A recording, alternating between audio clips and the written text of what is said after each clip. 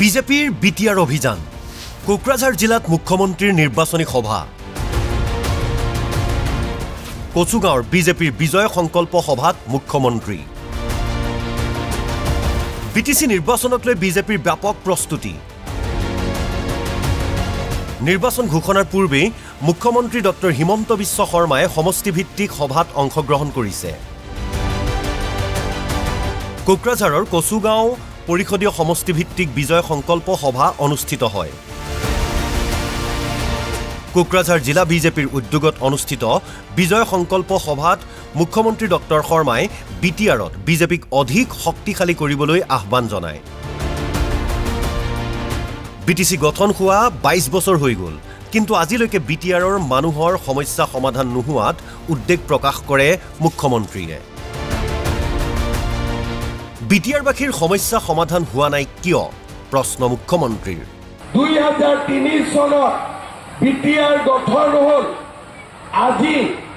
2025 চন কিমান দিন হ'ল 22 বছৰ সহজ কথা নহয় এই 22 বছৰৰ পিছতো বহুতো ৰাইজে এতিয়াও নিজৰ সমস্যা সমাধান কৰিব পৰা নাই 22 বছৰ বিটিআৰ হ'ল ঘৰৰ মাটি পাত্তা হোৱা নাই বৰ্তমান কেন্দ্ৰ চৰকাৰ আৰু ৰাজ্য চৰকাৰে বহু হিতাধিকাৰীমূলক আঁচনি ৰূপায়ণ কৰিছে কিন্তু এই আঁচনিসমূহৰ সুফল বিটিআৰৰ মানুহে ভালদৰে পোৱা নাই বুলি কয় মুখ্যমন্ত্ৰীয়ে তাৰ বাবে মুখ্যমন্ত্ৰীয়ে সমালোচনাৰ লক্ষ্য কৰি লয় ভিচিডিসিক সৰকাৰে কৰে সৰকাৰে ডাইৰেক্ট দিয়ে আমাৰ বিটিআৰক বাদ দি অসমত কোনো ভিচিডিসি নাই ইয়াতে মোৰ দুখ লাগে যে একেই মই স্কিম দিও একেই টকা দিও কিন্তু বৰালি মাছৰ দৰে ভিচিডিসিয়ে সৰু সৰু মাছবিলাক খাই দিয়ে পাব্লিকে একো নাপায় বিটিআৰত অবড়ো মানুহৰ সমস্যা বহুত কোনো কোনো ক্ষেত্ৰত অধিকাৰৰ পৰা বঞ্চিত অবড়ো মানুহ এই ক্ষেত্ৰত অবড়ো মানুহৰ অধিকাৰক লৈ মুখ্যমন্ত্ৰীয়ে কি প্ৰতিশ্ৰুতি দিলে তেওঁ কলে বিটিআৰৰ বিভিন্ন জনগোষ্ঠীৰ মাজত বিভাজন আনিব নোৱাৰি বিটিআৰ গঠন হ'ল 26টা জনগোষ্ঠী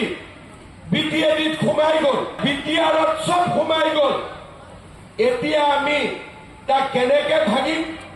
যে ই বেলেগ সেইটোতো সম্ভৱ নহয় এটা নদীত যেনেকে পানী ভাগ কৰিব নোৱাৰি বিটিআৰতো মানুহক ভাগ কৰি লাভ নাই সকলোৱে অৰুণোদয় পাব লাগিব সকলোৱে প্ৰধানমন্ত্ৰীৰ ঘৰ পাব লাগিব সকলোৱে অধিকাৰ পাব লাগিব কচুগাঁও পৰিষদীয় সমষ্টিভিত্তিক সভাত উপস্থিতিৰ সংখ্যা যথেষ্ট ৰাইজৰ অংশগ্ৰহণ আৰু মুখ্যমন্ত্ৰীৰ আগমনে উৎসাহিত কৰিছে কচুগাঁৱৰ বিজেপিৰ কৰ্মকৰ্তাক কচুগাঁৱৰ পৰা মিজানুৰ ৰহমানৰ ৰিপৰ্ট NB নিউজ